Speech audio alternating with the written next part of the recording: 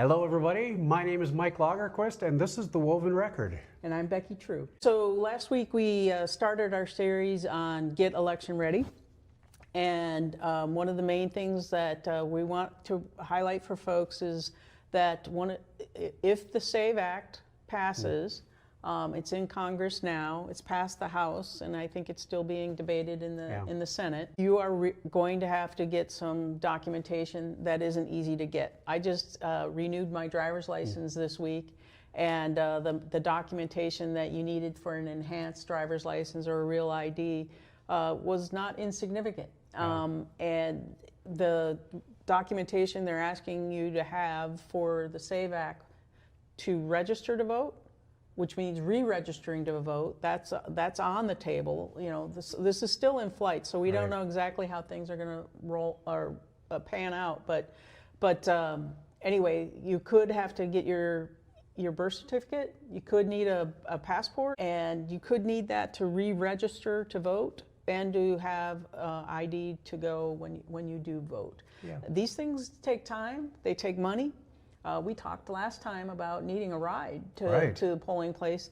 If folks that need a ride to a polling place could need a ride to get the documentation, and it costs money, and you know, not everybody has a passport, and not everybody has a copy of their birth certificate. So this is going to put a lot of pressure on the government groups to turn these documents around, and they can only go so fast. And they get a big influx of people needing that before election time. It's going to slow it down even more. And in our talk before this, you know, I kind of thought I was going to be able to cruise along without being affected too much. I've been living in my house for 33 years. I go to my polling place. I know everybody there. They call me by name, but it could be that I'm going to have to re-register if certain passages are included in the final. That means that even though everybody says, "Hi, Mike," do you have proof of who you are and that you're in the right place to vote? So it's a big deal. Yeah, because not only having these documents, if you have your driver's license, it needs to have the address that you currently live at. And I know in my case, I had moved between when I renewed my license this time and when I got it last time. And I'm like, I'll just do it when I renew my license. I wouldn't be able to vote if that were the case, and if this passes. So yeah, so it's going to be really important. We're going to have some links. We've shared those before, where you can go to find out. Of course, as we say, it's not in its final form yet, so you don't know it, but learn the possibilities, because it's very likely that something somewhere along the way you're going to have to do. Something is going to happen. Yeah, so it's not one of those things you think about when you move or when you get married. You know, I know with marriage there are some things that are required as you go along, but things change, divorces happen. You never know what you're going to need. So go to some of those resources and find out what the possibilities are.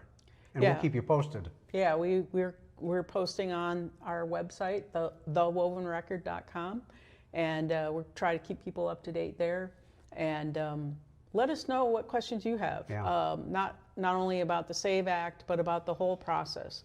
You know, when do you have to register? How to, you know, I mentioned vote.org last time. We'll put that back in the show notes. That's a great place to go and say, hey, you know, am I registered? And they'll send you reminders as well to take care of your registration and when you can vote and when the primaries are and things like that. Yeah, and that's a good thing to remind people of, because you may think you're all good to go, but unless you check, you may not know that that's the case. And like we say, it's going to take time. Get your kind of ship in order before this all happens, so you can make sure you're ready no matter what happens. Yep, it's one chance at this, and you go and show up to vote and you can't vote. You can probably do a provisional ballot, but depending upon what gets passed, that provisional ballot might not be valid. And I like to vote on election day, but if you want to make sure about that, you know, once it's open, if you can do absentee voting where you live, go and do that. And if you're not registered, or if you need to do some more things, that'll give you some time to do it, because going to the polling place on election day and finding out is not going to do it. Nope, it's not. Yeah.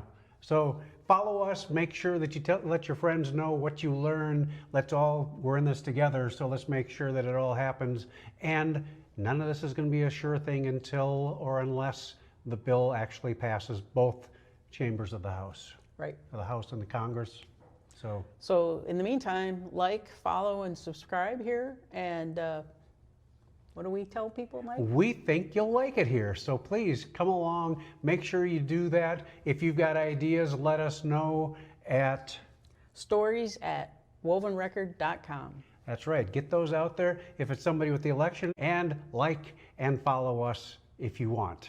Thank you very much. If you want, no, do it, darn it.